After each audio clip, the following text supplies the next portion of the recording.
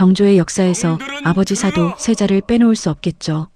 11살 소년이 어느 날 당신의 할아버지가 당신의 아버지를 나무 괴짝에 가두고 여름 떼약볕 아래 8일 동안 방치합니다. 괴짝 안에서 들려오는 아버지의 신음소리, 살려달라는 절규, 그리고 마침내 찾아온 죽음의 침묵. 어린 나이에 살아남기 위해 입을 다물어야 했지만 할아버지 영조가 얼마나 무서웠겠습니까? 오직 사는 길은 할아버지 영조의 말씀을 따르는 길밖에 없었겠죠. 정조 이사는 1752년 9월 22일 창경궁 경춘전에서 사도세자와 해경궁 홍씨 사이에서 태어났습니다. 아이러니하게도 그가 태어난 날은 추석 바로 전날이었습니다. 온 나라가 명절 준비로 들뜬 그날 새손이 탄생했다는 소식에 궁궐은 기쁨으로 들썩였습니다. 하지만 그의 어린 시절은 결코 행복하지 않았습니다. 아버지 사도세자는 정신질환을 앓고 있었고 할아버지 영조와의 관계는 날로 악화되어 갔습니다. 어린 이사는 매일같이 아버지와 할아버지 사이에서 줄타기를 해야 했습니다. 새손, 공부는 제대로 하고 있느냐? 영조의 차가운 눈빛 아래서 이사는 완벽해야 했습니다. 조금이라도 실수하면 내 아버지를 닮았구나라는 무시무시한 말이 떨어질까봐 두려웠습니다. 아버지를 구하고 싶었지만 한 발짝도 움직일 수 없었습니다. 모든 것은 임금이신 할아버지의 명령이었으니까요. 이 어린아이는 아버지를 죽인 할아버지의 편을 들어야 살 수 있었습니다. 이것이 얼마나 잔인한 선택입니까? 여러분이 11살 아이였다면 과연 그 선택을 할 수 있었을까요? 사도세자의 죽음은 단순한 가족의 비극이 아니었습니다. 그것은 조선 정치의 구조적 모순이 폭발한 사건이었습니다. 18세기 중반 조선은 극심한 당파 싸움에 시달리고 있었습니다. 노론은 보수적 기득권 세력으로 왕권을 견제하려 했고 소론은 상대적으로 왕권 강화를 지지했습니다. 사도세자는 소론과 가까웠습니다. 아니, 정확히는 노론이 싫어하는 인물이었습니다. 노론은 영조에게 끊임없이 세자의 문제를 고자질했습니다. 세자께서 또 궁녀를 죽였다 하옵니다. 세자께서 의복을 하루에 여러 번 갈아입으신다 하옵니다. 세자의 정신이 온전치 못하옵니다. 이것은 단순한 보고가 아니었습니다. 정치적 제거였죠. 그럼 영조는 왜 자신의 아들을 죽여야 했을까요? 영조는 사실 왕위 계승의 정당성에 큰 콤플렉스가 있었습니다. 그의 어머니 숙빈 최 씨는 무술이 출신이었고 형 경종이 독살당했다는 의혹 속에서 왕이 되었습니다. 평생 역적의 아들이라는 소문에 시달렸습니다. 그래서 영조는 더욱 완벽한 왕이 되려 했습니다. 도덕적으로 정치적으로 흠잡을 데 없는 군주 말이죠. 그런데 아들 사도세자는 정신질환으로 궁궐 안에서 문제를 일으켰습니다. 영조에게 사도세자는 자신의 정당성을 흔드는 존재였습니다. 내가 그토록 노력해서 일군 왕권이 저 미친 아들 때문에 무너질 수는 없다. 결국 영조는 왕조의 안정을 위해 아들을 제거하는 극단적 선택을 합니다. 사도세자가 죽고 난 후 어린 새손 이산의 상황은 더욱 위태로워졌습니다. 노론 대신들은 이산도 제거하려 했습니다. 사도세자의 피를 받은 아이를 어찌 왕으로 삼을 수 있겠습니까? 하지만 영조는 달랐습니다. 새손은 세자의 아들이 아니라 나의 아들이다. 영조는 이산을 사도세자의 아들이 아닌 효장의 양자로 입적시켰습니다. 법적으로 이산은 사도세자와 아무 관계가 없는 사람이 된 것입니다. 그렇게 이산은 살아남았습니다. 하지만 그 대가는 혹독했습니다. 이산은 15년 동안 완벽한 가면을 써야 했습니다. 영조 앞에서는 효성스러운 손자, 노론 앞에서는 순종적인 새손, 단 한 번도 아버지를 언급해서는 안 되었습니다. 그렇게 참고 또 참으며 이사는 책을 읽었습니다. 사서삼경, 역사서, 병법서, 과학서, 밤낮 없이 공부했습니다. 지식만이 자신을 지킬 수 있다는 것을 알았기 때문입니다. 드디어 1776년 3월 5일 영조가 81세의 나이로 승하합니다. 정조가 조선의 22대 왕으로 즉위했습니다. 과인은 사도세자의 아들이다. 즉위하자마자 정조는 선언합니다. 15년간 숨겨왔던 정체성을 당당히 드러낸 거죠.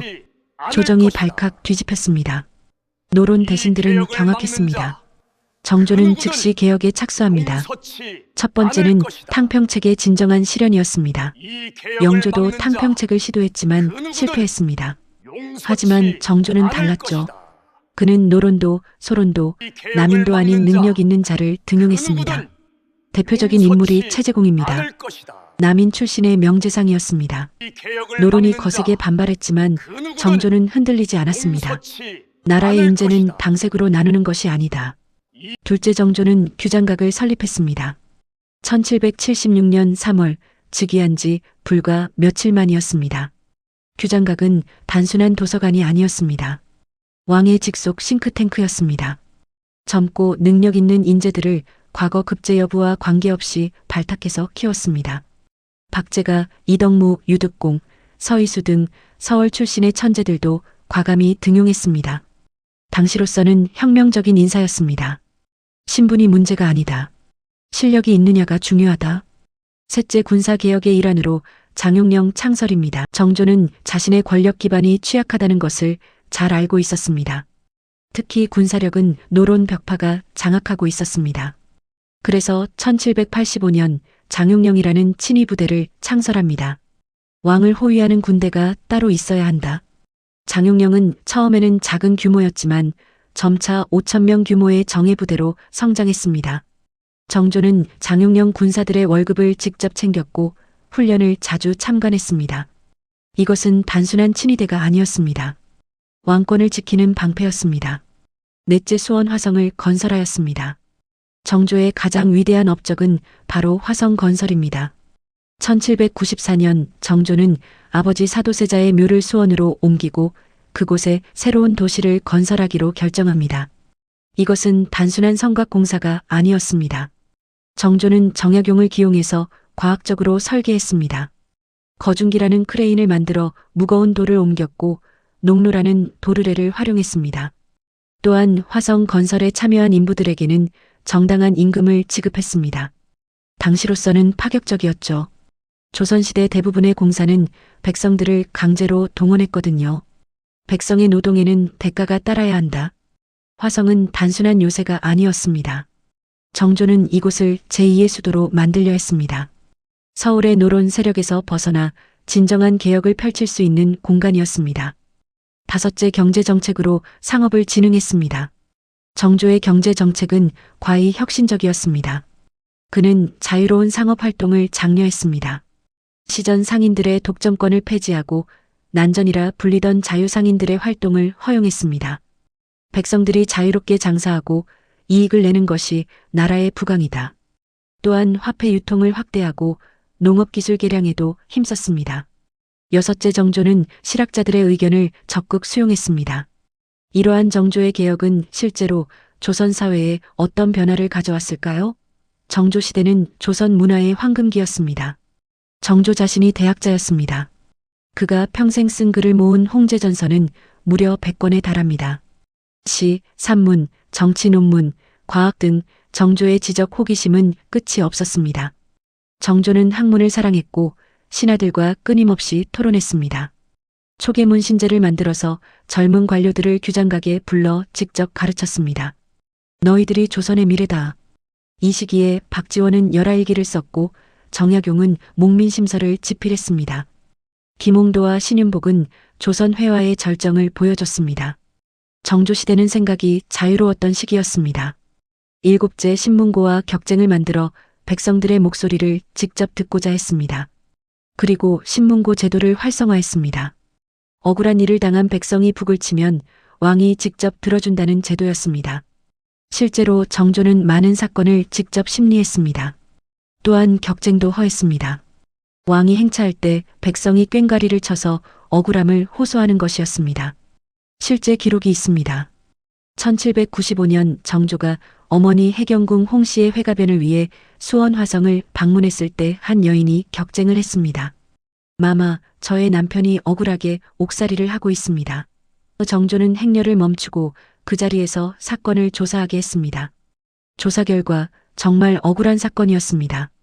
정조는 즉시 그 남편을 석방하고 잘못을 저지른 관리를 처벌했습니다. 여덟째 정조의 가족에 대한 사랑은 남달랐습니다.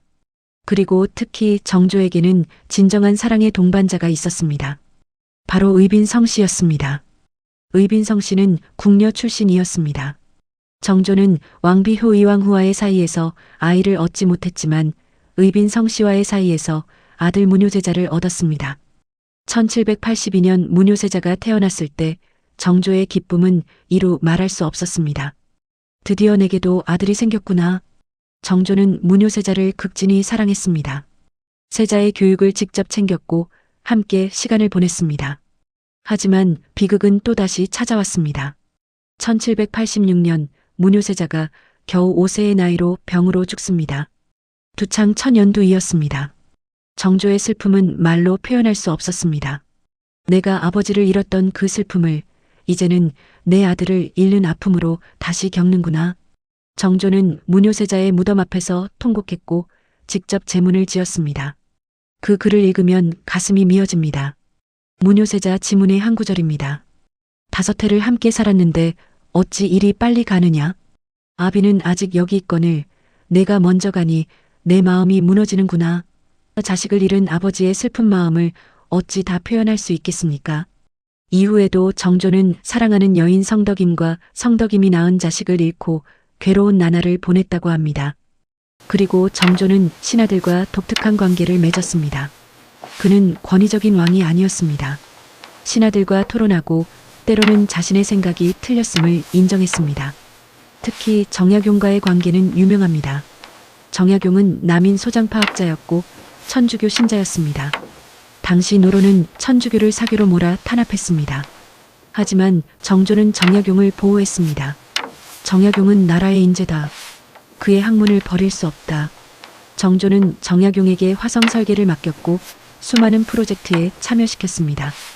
두 사람은 군신 관계를 넘어 진정한 학문의 동지였습니다. 하지만 정조도 한계가 있었습니다. 신해박해 1791년 때 천주교 신자들이 제사를 거부하는 사건이 일어났습니다. 유교 국가 조선에서 제사 거부는 용납될 수 없는 일이었습니다. 정조는 고민했습니다. 종교의 자유를 인정하고 싶었지만 체제 유지를 위해 어쩔 수 없이 탄압을 했습니다. 나도 모든 것을 바꿀 수는 없구나. 신해박해는 1791년 조선 최초의 천주교 박해 사건이었습니다.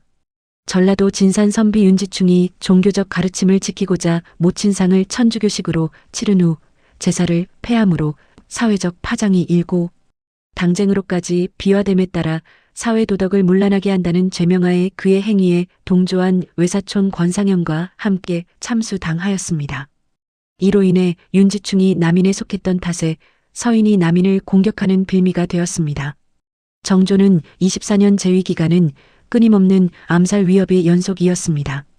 1777년 홍국영의 난이 일어났습니다. 홍국영이 정조를 도와 노론을 제거하고 오히려 권력을 독점하려 했습니다. 정조는 홍국영을 숙청했습니다. 1786년 노론 벽파의 핵심 인물 정우겸이 정조 암살을 계획했다가 발각됐습니다. 1800년 직전 정조는 자신이 독살될 수 있다는 것을 알고 있었습니다. 그래서 음식을 조심했고 항상 경계했습니다. 실제로 정조는 여러 차례 이렇게 말했습니다. 나는 언제 죽을지 모른다. 하지만 죽기 전에 이루고 싶은 일들이 너무 많다. 정조는 개혁군주가 아니라 복수에 집착한 왕 아닌가? 일부에서는 정조가 아버지의 복수에만 집착했다고 비판합니다. 하지만 이것은 정조를 제대로 이해하지 못한 것입니다. 정조는 단순히 복수가 아니라 정의의 회복을 추구했습니다. 사도세자의 죽음은 당쟁의 희생이었고 그 구조를 바꾸지 않으면 제2, 제3의 비극이 반복될 것이라고 봤습니다. 실제로 정조는 아버지를 죽음으로 몰아간 노론 강경파를 제거했지만 온건파 노론은 등용했습니다. 무조건적인 복수가 아니었던 것입니다. 정조의 개혁은 실패하지 않았나? 맞습니다. 정조가 죽고 나서 그의 개혁은 대부분 무너졌습니다. 1800년 6월 28일 정조는 갑자기 승하합니다. 독살설이 있을 정도로 급작스러운 죽음이었습니다. 정조가 죽자 노론 벽파가 다시 권력을 장악했습니다. 순조는 11살 어린 왕이었고 정순왕 후영조의 계비가 수렴청정을 했습니다. 정조가 키운 인재들은 모두 숙청됐습니다. 정약용은 18년간 유배를 당했고 채재공은 죽었으며 장용령은 해산됐습니다. 하지만 정조의 정신은 죽지 않았습니다. 정약용은 유배지에서 목민심 서경세 유표음음 신서 같은 불멸의 저작들을 남겼습니다. 정조가 심어준 실학의 씨앗은 후대로 이어졌습니다. 그리고 정조가 꿈꾼 개혁과 정의의 정신은 19세기 개화파에게, 20세기 독립운동가들에게, 그리고 오늘날 우리에게까지 전해지고 있습니다. 정조도 결국 왕권 강화에만 집착한 거 아닌가? 정조가 왕권을 강화하려 한 것은 사실입니다.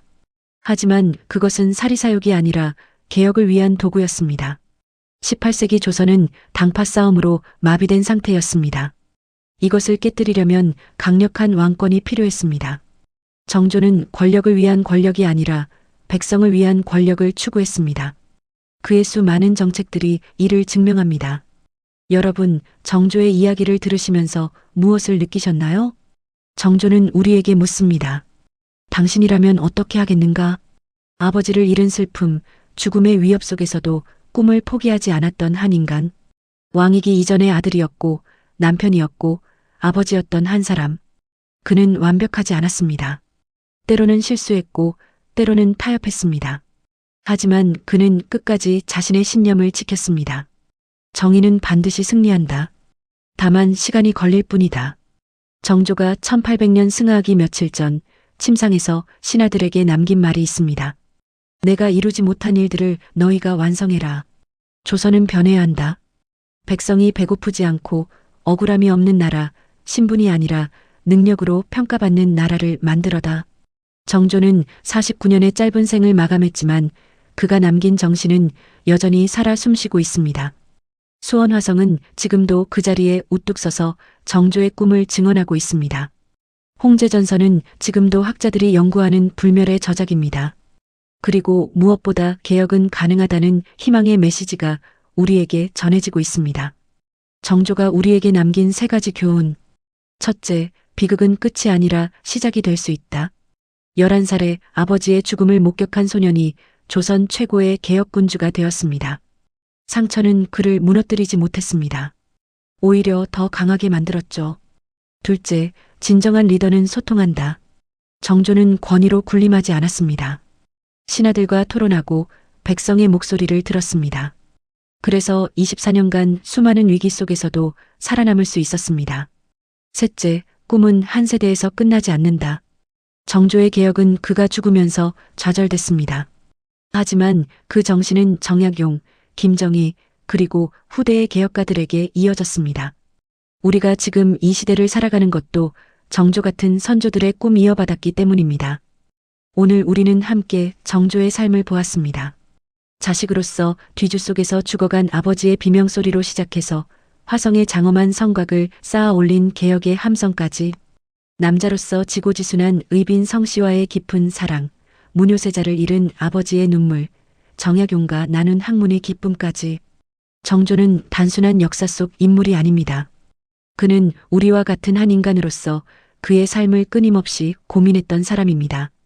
부당한 권력 앞에서 어떻게 정의를 지킬 것인가, 개인의 상처를 어떻게 승화시킬 것인가, 불가능해 보이는 변화를 어떻게 이룰 것인가. 정조가 그랬던 것처럼 우리도 한 걸음씩 나아갈 수 있습니다. 마지막 한마디 정조의 어진을 보면 그의 눈빛이 참 인상적입니다. 날카로우면서도 온화하고 슬프면서도 단호합니다. 내가 옳다고 믿는 것을 위해 끝까지 싸워 이겨라. 정조의 삶이 우리에게 주는 여운이 많아 앞에서 정치인으로서 정조에 대한 영상을 만들었습니다. 오늘 영상은 정조의 삶을 되돌아보는 내용으로 정조가 쌓은 업적이나 그의 애달픈 사랑이 여러분께 작은 울림이 되었기를 바랍니다. 구독과 좋아요는 계속해서 더 많은 분들께 역사의 감동을 전하는 힘이 됩니다. 다음 시간에 또 다른 흥미진진한 역사 이야기로 찾아뵙겠습니다. 오늘 하루도 궁궐의 살벌한 정쟁과 시련, 아픔을 딛고 일어선 멋있는 사나이 정조처럼 의미 있는 하루가 되시길 바랍니다. 함께 해주셔서 감사합니다.